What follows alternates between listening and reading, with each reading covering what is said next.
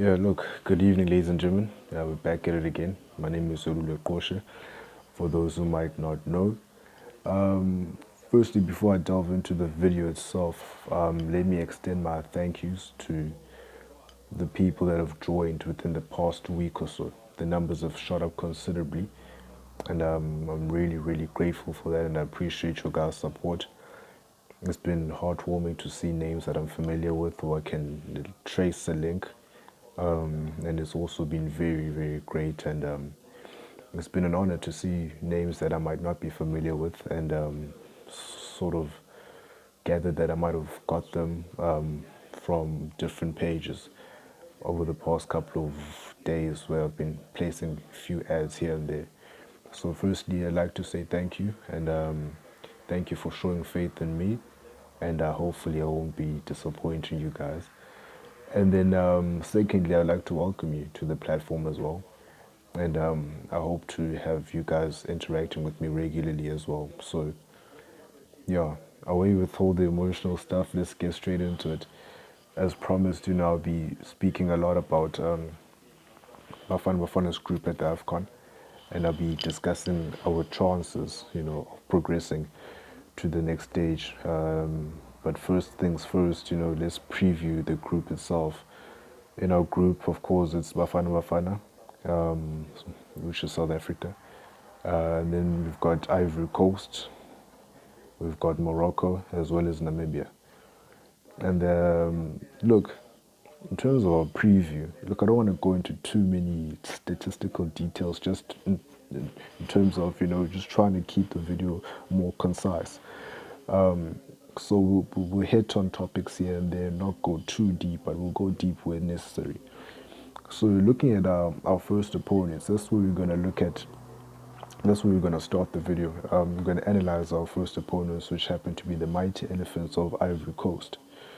So we play Ivory Coast tomorrow, Monday afternoon at 4:30 South African time, which of course promises to be a mouth-watering fixture and a very tough test for both sides. And I say this because, look, the Ivorian side is a very top-heavy side. It's got a lot of attacking prowess and options. They've got a plethora of attacking options, in fact, and they can hurt any team at the tournament. But in the same token, Bafana Bafana have proven to be very solid defensively, and it's the way that Stuart Baxter has, balanced his squad out, that has made us so difficult to get broken through, defensive midfielders, they do the job pretty well, doing Firmin and Mokocho, and a solid back four that hardly ever changes, which consists of Hlanti at left back, Kwanazi and our captain Hlatsuayo, who are the two centre back pairing, who've held fort basically all qualifiers except for the first game, which was in 2017, where Omar Toa was still playing. So yeah, that seems like a long time ago. But after those games, it's been Hlatsuayo and his partner at Bidvest, Mohle Mkwanazi, which makes for good continuity. Especially when you include Hlanti at left back, who's also a member of Vitz's defense. And then at right back, more recently, Umkhize, Thamsanqa Mkhize, Cape Town City's player of the season, has come in leaps and bounds for Bafana Bafana as well over the past two games in the qualifiers. So he's proven himself to be an asset. So the solid back four plus the midfield duo of Dean Furman and Mokocho will prove to be a difficult task for the attackers of Ivory Coast, to get through to us. So that's why I think it's going to be a difficult task for both teams. And also why I think it's going to be difficult is because Ivory Coast, are not as star-ladded as they used to be. They used to have star-studded sides from goalkeepers all the way to attackers. That likes of Kolo Toure, Yaya Toure. They've had Didier Drogba, Solomon Kalou, Javinho. They used to be like very, very star-studded. Now it's sort of the squad has still got a few star players who play in very prominent leagues and decent teams, big teams in fact, in those leagues, but those players are scattered now within the squad, and they're balanced out with other players, who play at reasonable levels. No way Bafana Bafana can handle players of that caliber. If you look at the key players that they'll look at, they start with the defensive options, and Serge Aurier for me is the key man to look out for in defense. He's going to be the man that's going to be tasked with stopping or Percy Tau. No, sorry, he's going to be playing on the right, so he'll probably be, I think, stopping Lorch, who might play on the left, because Pesa will come in, will cut in from the right on his left. So Lorch will probably be 1-1 with Serge Aurier. He is a Tottenham Hotspur player. He's been there for 2 seasons, was a prominent fixture of the PSG side. A very, very physical defender, is very quick as well, he's got a good shot on him. So he does possess a threat going forward as well. But, in the same token, I don't think we have too much to be afraid of in that regard, because he's only featured 8 times this whole season in the league. That is for Tottenham Hotspurs, and he's had 2 assists, no goals. So I don't know how sharp he'll be going into this tournament, and I think, we got a good chance against him, one-on-one. And yeah, I think he's a channel that we could exploit. But he's a good player. I mean, his track record says that about him. Fair enough. And then we move on to the midfield options. We've got Jean-Michel Seri, who's just been relegated with Fulham, coincidentally. So, I don't think he'll be at the highest of spirits. But the caliber of player he was once touted as a possible signing for Manchester United, Chelsea, Barcelona. So how he ended up at Fulham is a mystery. It's either it was literally a mystery, or his agent was just trying to talk up, a big game, just to get himself or get his client a big contract elsewhere. So yeah, that's how I see. Okay, he's gonna be a pivotal player. I think he'll line up alongside Frank Kessie. Frank Kessie, who plays for AC Milan, is also another player who's been linked with clubs like Manchester United in the past. Prominent player at AC Milan. The last season he played 38 games, and now he's played 34 games in the past season. He's got seven goals. Oh, he's got 7 goals to his name from midfield, and it's got 2 assists. So I expect them to line up as a duo. And I expect them to be trouble. For our attackers, not so much our defenders. I think they're very astute defensive-minded midfielders. They'll do a similar job to what Mokotjo and Dean Furman do for South Africa. So it depends who Stuart Baxter plays as our third midfielder. Could be Bongani Zungu, could be Serrero. But they will be tasked with keeping him quiet, as well as also pegging back a little bit, just to try and keep either Mutiba or Lars Valfake quiet as well, whoever's going to be our target man.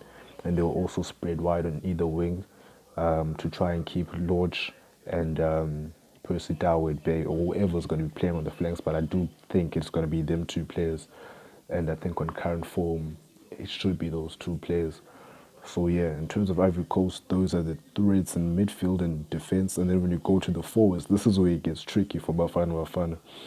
Even with our impeccable record in defense over the past qualifying campaign, where we've only conceded 2 goals. To put it all in perspective, it's been an own goal and a penalty, So yeah, but now we're going to attack. The biggest attacking threat at the minute is Nicolas Pepe, a man who's taken the French league by storm over the past 2 seasons. And last season was a season where he actually showed his prowess in terms of scoring and creating. He finished the season after 38 games in the league. Just the league, he scored 22 goals. And he had 11 assists, all coming from the wing. He's a left-footed player, physical lad, is tall, pretty lanky lad, he's got a bit of trickery on him, definitely. He cuts in from the righters like Percy Tau or Mo Salah. And as you can see from the stats, plenty of goals in him, and is a very creative force. So he will be hands. He will have Hlanti's hands full for 90 minutes if he plays. And then when we go over to the left side of midfield, familiar name, Wilfred Zaha. I know a lot of you will be familiar with the Premier League. He plays for Crystal Palace. A lot of you might be asking how is he eligible to play for Ivory Coast if he played for England. Just to clear that up, if anyone has that question, he played 2 unofficial games for England. So that allowed him, to subsequently play for the country of his birth at a competitive level.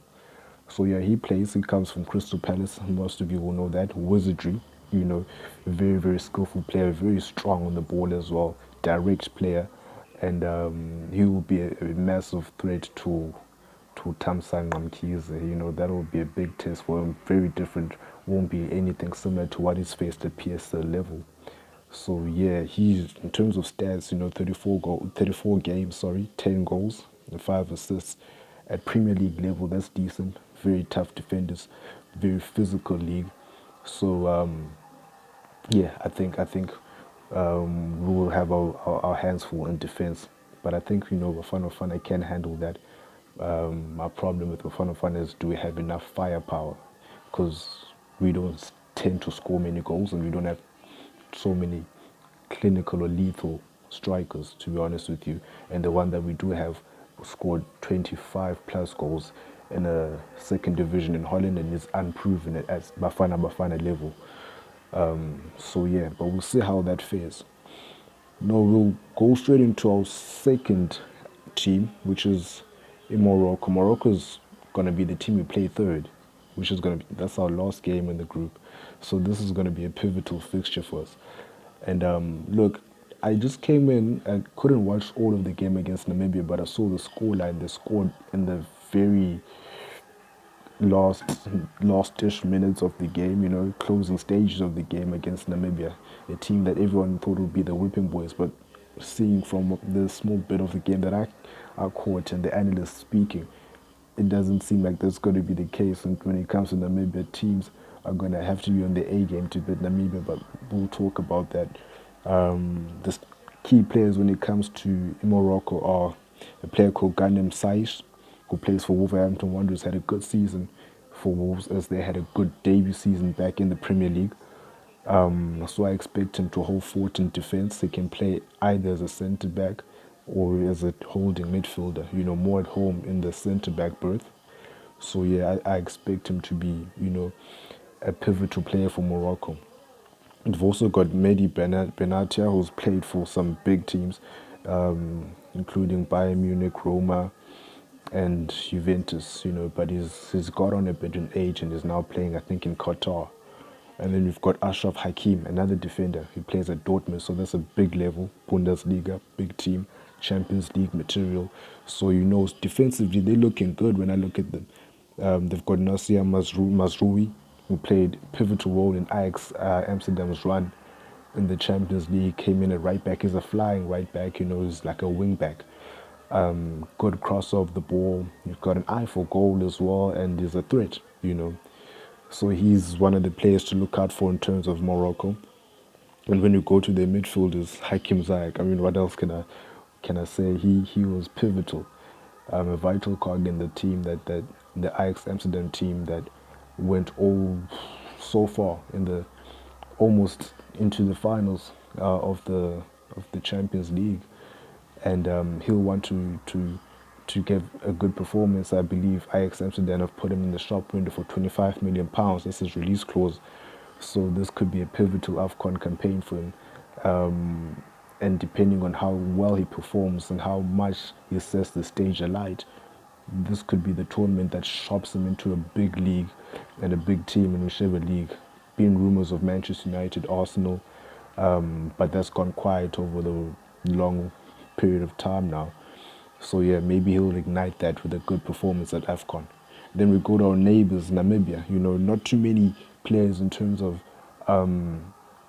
players that are playing at an international level, European or elsewhere. But they do have a young defender called Ryan Nyambe. Plays for Blackburn Rovers in the Championship. He's just been called up for the first time, I understand, so they've attracted a player back, who might have been looking elsewhere, which is a good progression for the country, which means people now want to come back and play for Namibia because they're seeing progress, you know. So yeah, that's a good sign. They've got a player that plays in England. He'll give a boost to the squad without any doubts. He'll be at a different standard, different level, and he'll push the players out of there. So that's a positive for our neighbors, the brave warriors of Namibia. Shout out to my boy Solly, by the way. So yeah.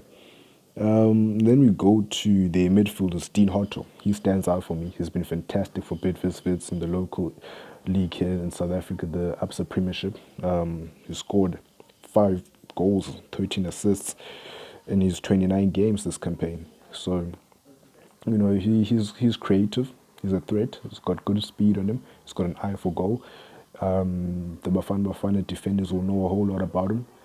I mean, 3 of his teammates are expected to be in that back four, and his goalkeeper. So there's 4 out of the back five. So we'll know what to expect when he comes up against us.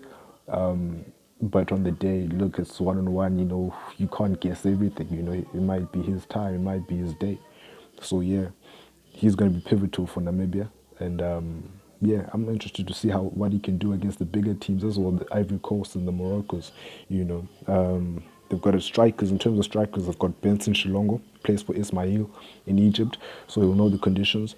And that's a big league in Egypt. It's a big team in Egypt as well. So I expect him to be one of the players to look out for in terms of Namibia. And then we also go to Peter Shaulile, who plays for Highlands Park, who are a surprise package in the Absa Premiership this season, finished above Kaizer Chiefs in the top 8 and had a good season. So, and he was one of the players that was mentioned, prominently, by analysts and written about a lot on the soccer pages and websites. So there's something there, there's promise, and definitely will be an asset to the Namibian side. Now let's go into the topic of Bafana Bafana's chances. I think Bafana Bafana are gonna make it out of the group. I think Bafana Bafana are gonna shock a lot of teams at this tournament. I think the way that Stuart Baxter sets up will suit us in terms of the group opponents that we have, in terms of Ivory Coast and Morocco. Those teams are expected to bring the game to us, and we are suited to contain teams and then hit them on the counter. We're not too good when it comes to scoring, unfortunately, but we aren't conceding either. And that's for me is a positive. At least there have been very few Bafana Bafana teams I can remember that have been as watertight, in terms of defense. And if we're as watertight as Bafana, then the chances of you scoring, getting a goal scored against you are minimum. And if you don't concede, then you can't lose. So if we can keep that up against these type of opposition, then we should be fine.